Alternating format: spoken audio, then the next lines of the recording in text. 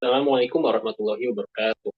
Pada yang terhormat, Bapak Aditya Trenggono STMT, selaku dosen pengampu untuk mata kuliah pengantar metodologi dan juga material, dan juga kepada yang terhormat teman-teman yang kami banggakan.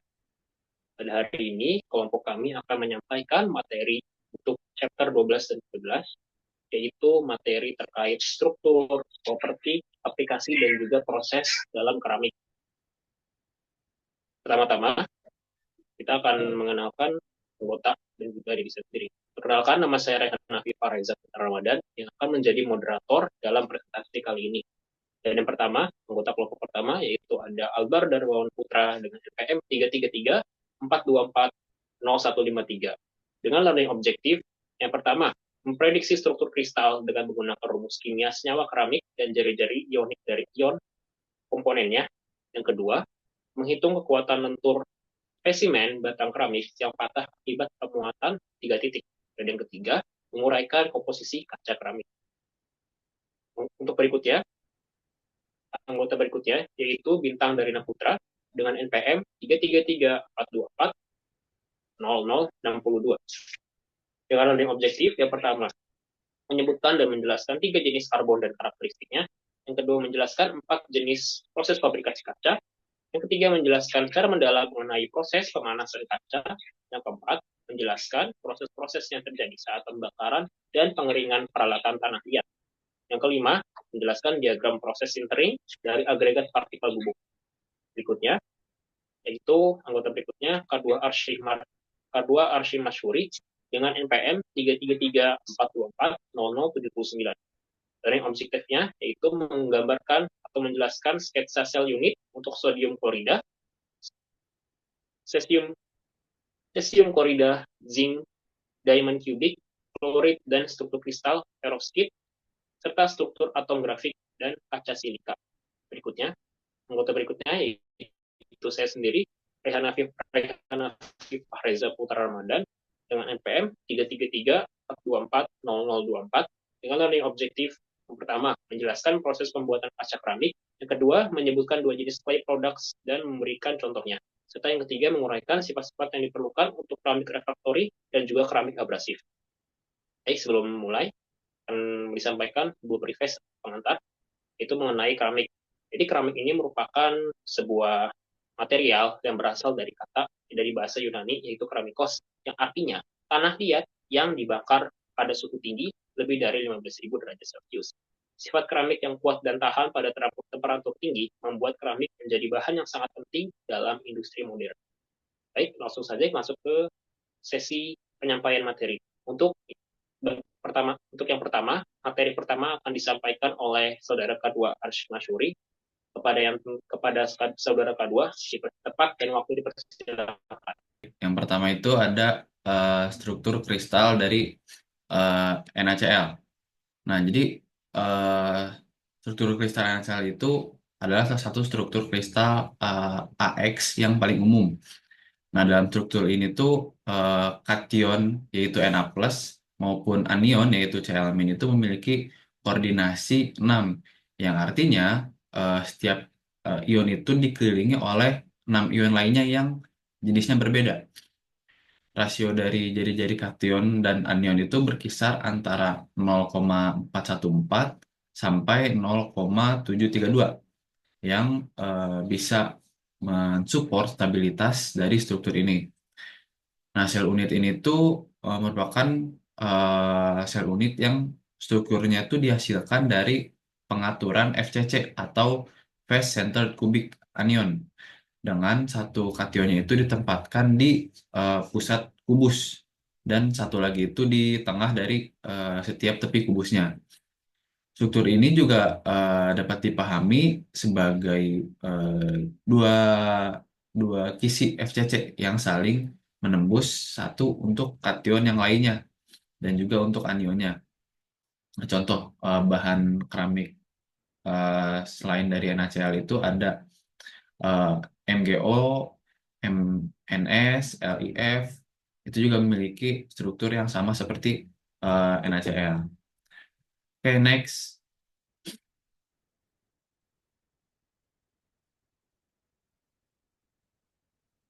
Oke, Oke, kemudian itu struktur CsCl, yaitu cesium klorida. Nah, struktur cesium klorida itu memiliki koordinasi 8, yang sebelumnya koordinasinya 6 ya. Nah, kalau misalkan CsCl itu dia koordinasinya 8 untuk kedua jenis ionnya. Nah, dalam struktur ini anionnya itu Cl-, terletak di setiap sudut kubus, sedangkan kationnya itu adalah Cs+ yang berada di pusat kubus. Pertukaran posisi antara anion dan kation ini tidak merubah struktur dari kristalnya, yang membedakan dari struktur BCC atau Body Centered Cubic, karena BCC ini melibatkan dua jenis ion yang berbeda. Nah, struktur dari CsCl ini cenderung stabil dan sering ditemukan dalam senyawa ionik. Kemudian struktur zinc blade atau ZNS, yang juga dikenal sebagai spalerit, yang memiliki koordinasi 6, di mana semua ionnya itu terkoordinasi secara tetrahedral. Nah, dalam sel unitnya, posisi sudut dan wajahnya itu diisi oleh atom sulfur atau es, sedangkan atom sel atau Zn itu mengisi posisi interior dari tetrahedral. Ada kemungkinan untuk membalik posisi Zn dan S, dan strukturnya itu tetap sama.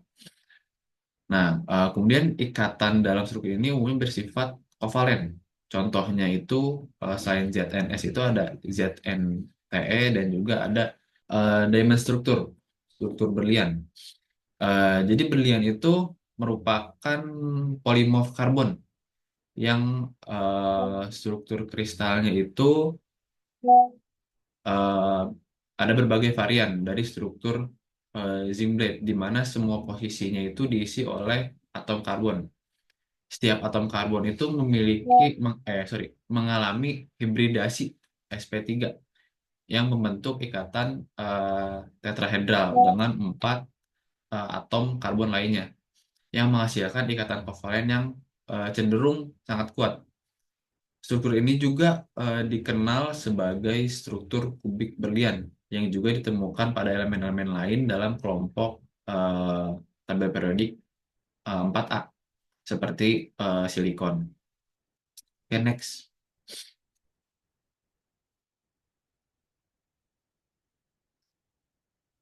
Oke, kemudian struktur fluoroid.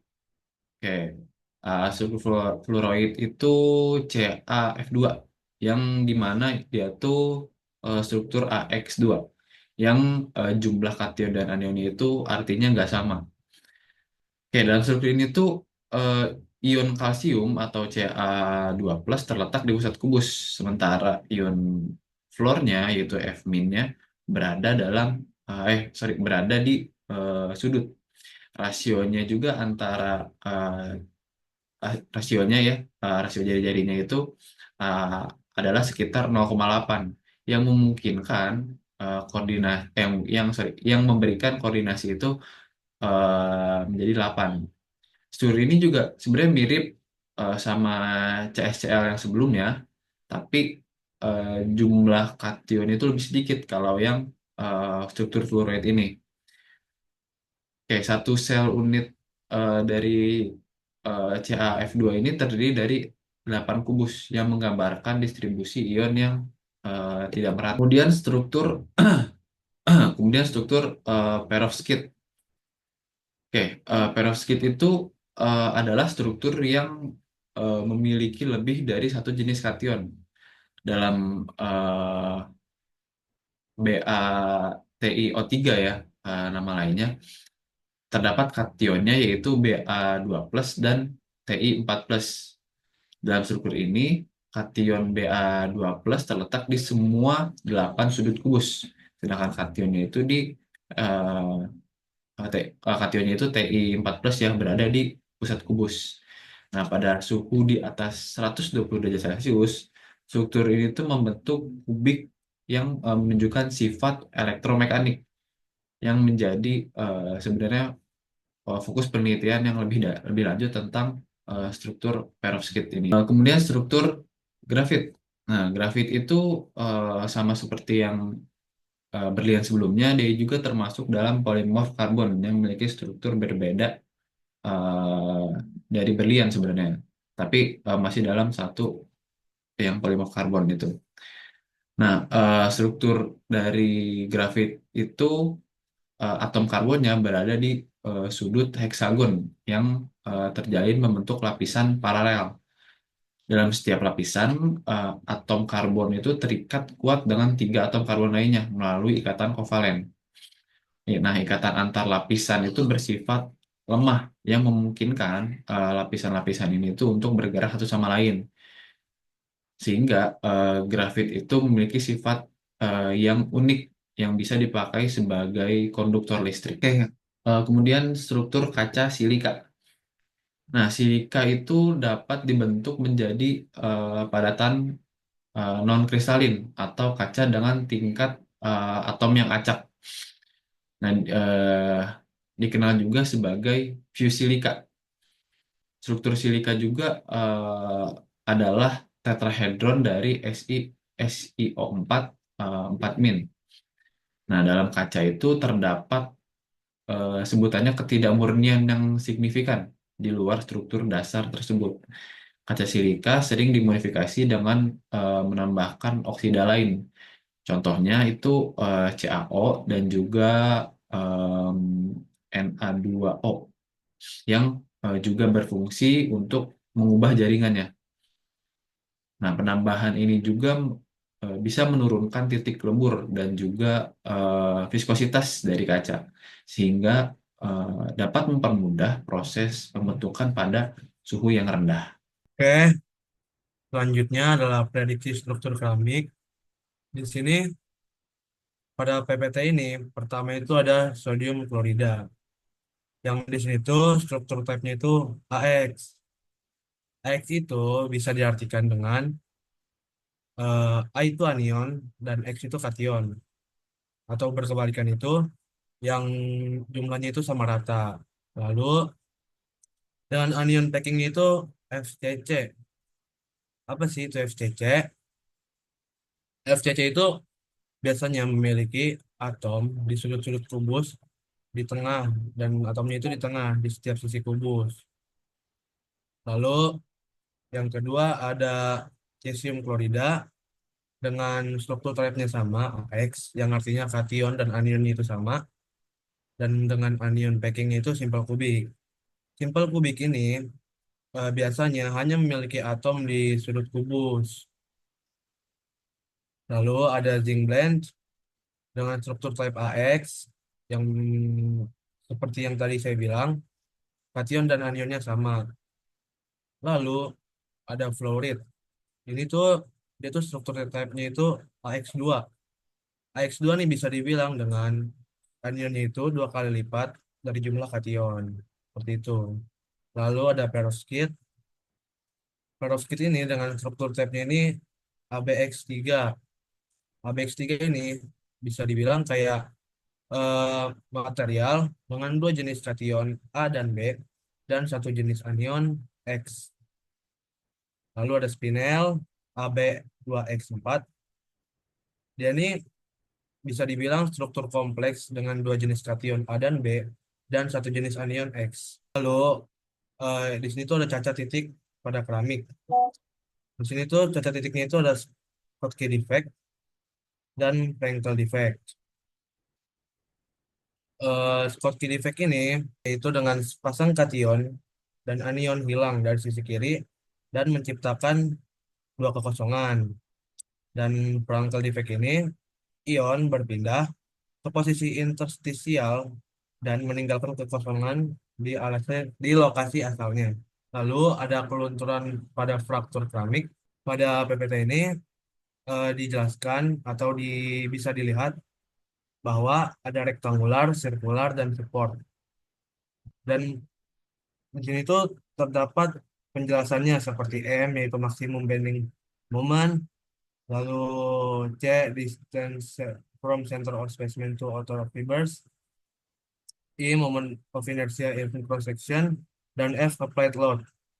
Dengan rumus rektangular tuh Fl/4, D/2, Ba3/12, 3Fl/2AD, dan rumus sirkular Fl/4, R, RR4/4, lalu Fl, Mr3. Nah, ini adalah komposisi kaca pada keramik. Bisa dilihat bahwa ada fused silika dengan SiO2, dengan glass type SiO2, Na2O CaO, Al2O3, B2O3, dan lain-lainnya. Nah, komposisi kaca pada keramik ini biasanya memiliki sifat gabungan antara kaca dan kristal. Secara kimia, kaca keramik adalah senyawa yang terdiri dari dua fase utama. Yang pertama fase kaca yang biasanya tidak memiliki struktur yang teratur seperti pada kaca biasa. Lalu fase kristalin biasanya terbentuk melalui perlakuan termal atau pemanasan yang mengarah pada pembentukan kristal dalam kaca. Nih, SiO2 yaitu komponen utama dalam kaca dan sebagian besar pada kaca keramik. Biasanya silika memberikan kekuatan dan ketahanan panas. Lalu ada Al2O3, biasanya bahan pengubah struktur dan lain-lainnya. Baik, untuk yang berikutnya kita akan masuk ke bab 13, yaitu mengenai aplikasi keramik dan juga proses dalam pembuatan keramik. Untuk yang pertama akan disampaikan oleh saya, Nafi Fariza Putra. Baik, yang pertama adalah terkait gelas keramik atau kaca keramik. Kaca keramik itu merupakan material yang dihasilkan oleh proses kristalisasi, berarti proses transformasi kaca non-kristalin menjadi kristalin dengan perlakuan suhu tinggi yang tepat. Proses ini melibatkan nukleasi dan juga transform fasa. Yang pertama dalam prosesnya itu ada persiapan bahan dasar, itu bahan dasar seperti SiO4, Al2O3 atau alumina, dan juga kalsium oksida, dilelehkan hingga membentuk, ditingkatkan suhunya hingga membentuk lelehan kaca, yang kemudian akan didinginkan. Di pendinginan ini akan menghasilkan kaca Armov, yaitu kaca yang memiliki struktur yang tidak beraturan. Setelah itu akan dilakukan proses nucleation, yaitu proses pembentukan inti kristal, yang kemudian akan ditinggikan lagi suhunya seperti pada grafik. Jadi kristal yang sudah didinginkan sebelumnya akan ditingkatkan suhunya lagi, terjadilah proses nucleation, dan kemudian akan ditingkatkan lagi suhunya yang terjadi proses crystal growth. Suhunya itu berkisar dari 500 hingga 700 derajat Celcius untuk proses nukleasi. Kemudian pada proses crystal growth, suhu yang digunakan adalah sekitar 700 hingga 1200 derajat Celcius. Setelah terbentuk kristal, maka akan didinginkan dan menghasilkan kristal gelas keramik. Kemudian ada untuk sifat dan penerapan gelas keramik. Yang pertama memiliki ketahanan kekuatan mekanik yang tinggi, memiliki ketahanan terhadap thermal shock, dan juga kemampuan untuk memiliki kapabilitas dalam suhu tinggi. Penerapannya itu seperti openware, tableware, ataupun oven windows. Baik, berikutnya. Baik, maaf. Berikutnya adalah berikut adalah clay products atau produk yang dihasilkan dari tanah liat. Secara umum, clay products itu dibagi menjadi dua jenis. Yang pertama ada structural clay, yaitu yang digunakan untuk membuat objek struktural. Memiliki kekuatan mekanik yang tinggi, mengandung mineral oksida seperti silika, alumina, dan juga besi oksida. Pembentukannya itu melalui proses forming, pengeringan, pembakaran, dan juga pendinginan. Contoh dari produk struktural clay ini berupa batu bata dan juga genteng, huruf. Kemudian untuk jenis clay produk berikutnya adalah whitewares, yaitu tanah liat berwarna putih terbuat dari campuran tanah liat halus, feldspar, dan juga feldspar. Proses pembentukannya itu melalui proses forming, pembakaran, pelapisan dengan glasir. Glasir adalah material yang terdiri dari bahan tanah atau firing ini berfungsi untuk memberikan lapisan halus pada whitewares tersebut. Contoh dari whitewares itu adalah piring ataupun porselen, barang-barang porselen lainnya. Baik, berikutnya. Itu untuk sifat-sifat yang diperlukan untuk keramik refractory dan juga keramik abrasif. Jadi keramik refractory ini merupakan keramik yang memiliki ketahanan pada suhu tinggi, ketahanan terhadap cairan korosif, dan juga tahan terhadap thermal shock. Jadi sifat-sifat dari keramik refraktor ini yang seperti disebutkan tadi memiliki ketahanan pada suhu tinggi, memiliki ketahanan terhadap lingkungan seperti lingkungan korosif, dan juga tahan terhadap thermal shock. Jadi keramik refraktor ini secara umum dibagi menjadi dua, yaitu ada clay refractory yang kemudian dibagi lagi menjadi fine clay dan juga alumina tinggi, dan kemudian ada non clay refractory atau refractory yang tidak terbuat dari bahan tanah liat. Yang lebih tinggi lagi zircon dan juga silikon karbida. Untuk sifat yang berikutnya, untuk sifat yang harus dimiliki oleh keramik abrasif, yaitu ketahanan mekanik yang sangat tinggi dengan kekerasan bernilai 7. Jadi perbedaan dari keramik abrasif dengan keramik refraktori ini adalah ketahanan mereka ya. Kalau keramik refraktori itu memiliki ketahanan yang baik terhadap suhu tinggi, sementara itu untuk keramik abrasif memiliki ketahanan yang sangat baik. Untuk berikutnya, materi akan disampaikan oleh Saudara Bintang. Kepada Saudara Bintang, waktu dan tempat. Oke, terima kasih untuk Saudara Raihan. Di sini saya akan menjelaskan karakteristik karbon. Yang pertama adalah berlian. Definisi dari berlian adalah merupakan bentuk allotrop karbon yang memiliki struktur tetrahedral dengan ikatan antara atom karbon sp3 yang sangat kuat. Karakteristik dari berlian ini adalah yang pertama, memiliki kekerasan tertinggi. Berlian adalah material paling keras di dunia yang membuatnya ideal untuk aplikasi pemotongan dan penggilingan. Selanjutnya adalah konduktivitas termal tinggi, memiliki kemampuan untuk menghantarkan panas lebih baik daripada logam. Yang ketiga, tahan korosi. Sifatnya itu sangat inert dan tidak terpengaruhi oleh asam, basa, atau lingkungan yang keras. Selanjutnya ada proses PCD, di mana proses pembentukan berlian polistirene yang dijelaskan dibuat melalui proses sintering serbuk berlian sintetis di bawah suhu tinggi 1400 derajat Celcius dan tekanan tinggi yaitu 1300 atm. Untuk aplikasi dari berlian ini adalah yang pertama alat pemantau industri, yang kedua pemrosesan batuan keras dalam pertambangan, yang ketiga bantalan pada eksplorasi minyak dan gas. Untuk karakteristik karbon selanjutnya itu grafit. Definisi dari grafit adalah bentuk allotrop karbon dengan struktur berlapis di mana setiap lapisan terdiri dari atom karbon yang tersusun dalam pola heksagonal. Karakteristik dari grafit diantaranya adalah anistropi, di mana sifat fisik seperti konduktivitas listrik bergantung pada arah relatif terhadap bidang repana. Selanjutnya, konduktivitas listrik tinggi. Elektron yang terdelalikasi membuat grafit menghantarkan listrik juga sangat baik dalam bidangnya. Yang ketiga, sifatnya yang pelumas. Lapisan grafana dapat bergeser satu sama lain dengan mudah karena ikatan van der Waals yang lemah. Aplikasi dari grafit ini diantaranya adalah sebagai elektroda dalam sel elektrokimia. Yang kedua, bahan pelumas di lingkungan suhu tinggi. Selanjutnya, kelompok dalam baterai seperti baterai lithium-ion. Karakteristik karbon selanjutnya yaitu karbon fiber atau serat karbon. Definisi dari serat karbon adalah bahan yang terdiri dari filamen karbon tipis dengan kekuatan mekanis tinggi dan berat yang sangat ringan. Untuk karakteristik dari karbon ini diantaranya adalah memiliki modulus elastis tinggi yang membuatnya tahan terhadap beban berat. Selanjutnya adalah struktur yang bervariasi, yaitu yang pertama, grafitik, lapisan grafana sejajar dengan susunan yang teratur. Yang kedua, turbostatik, yaitu lapisan grafena terlihat secara acak, menciptakan sifat unik. Yang ketiga, hybrid, yaitu kombinasi gravitatik dan turbostatik untuk sifat optimal.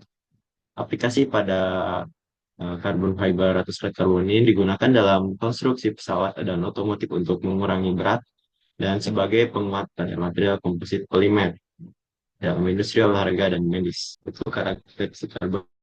Di sini kita bisa lihat menampilkan struktur mikro serat karbon yang meningkatkan kekuatan dan kekerasan dan kekuatan, di mana filamen serat karbon dengan lapisan grafena yang terlipat acak turbostatik dan sejajar dengan grafitik. Kombinasi struktur ini memungkinkan aplikasi serat karbon dan material komposit. Selanjutnya, keuntungan dari proses pressing yaitu mengurangi risiko memperbaiki sifat magnetik dan optika kaca. Proses fabrikasi kaca menggunakan press and blow. Press and blow ini yaitu kaca cair dibentuk menjadi produk melalui berbagai metode yaitu blow molding, adhesive forming, dan pressing. Untuk blow molding ini untuk membuat botol kaca yaitu biasanya itu pertama itu kita press untuk menjadi sebuah rangkaian. Setelah itu kita menggunakan pada mesin itu di blow dan membuat struktur tersebut. Selanjutnya yaitu proses drawing of the proses drawing yaitu di mana sebuah sebuah kaca diproses diputar untuk mengikuti pembentukan dari kaca tersebut. Selanjutnya proses fabrikasi kaca menggunakan drawing pemrosesan kaca. Di sini dapat dilihat dari ada compression, stress, MPa, dan tension, di mana bagian compression itu membuat bagian stress menuju ke itu proses untuk tanah liat, yaitu ada A, B, dan C, yaitu ada sintering, ada wet body, pelepasan air terikat, suhu dinaikkan hingga 600 derajat Celcius untuk menghilangkan air kimia yang terikat pada molekul tanah liat, yaitu dan selanjutnya itu perubahan struktur di mana kristal tanah liat mulai terurai, awal terbentuknya fase kaca atau aplikasi. Selanjutnya kita akan membahas bagian diagram proses sintering dari agregat partikel bubuk. Pada awalnya itu suhu di atas 900 derajat Celcius, partikel tanah liat mulai menyatu. Proses ini meningkatkan kekuatan mekanik dan kekuatan terhadap air, menginginkan hasil material menjadi keras dan padat dengan prioritas air yang rendah. Tanah liat berubah menjadi keramik siap pakai. Untuk tahap yang kedua yaitu initial stage, di mana sintering dimulai, suhu dinaikkan hingga terjadi besi permukaan. Partikel mulai membentuk ikatan pada titik kontak. Ciri utama, luas kontak antar partikel bertambah, proses sedikit berkurang, struktur mulai stabil. Selanjutnya itu intermediate stage, di mana proses di besi semakin intensif, material berpindah dari permukaan ke area kontak. Pertumbuhan ikatan antara partikel menyebabkan pori-pori semakin kecil. Selanjutnya adalah final stage, di mana material hampir mencapai kepadatan maksimum, pori-pori yang terlihat sangat kecil, atau bahkan hilang sepenuhnya. Mungkin untuk pada ungkapan itu, solder itu menunjukkan partikel bebas tanpa ikatan dengan ruang kosong besar di antaranya. Yang kedua, initial stage, terlihat beberapa titik kontak antara partikel mulai terbentuk, dan intermediate stage, titik kontak melebar, pori-pori mulai menghilang. Yang terakhir adalah final stage, yaitu struktur terlihat solid, partikel sepenuhnya menyatu. Oke. Selanjutnya akan dibawakan lagi untuk oleh moderator. Baik. Terima kasih Bintang atas penyampaian materi yang sangat baik. Mungkin itu saja yang dapat disampaikan oleh kami yang telah membahas chapter 12 dan juga 13 yang membahas tentang keramik. Untuk referensinya tertera dalam slide. Next. Kurang lebihnya mohon maaf. Wassalamualaikum warahmatullahi wabarakatuh.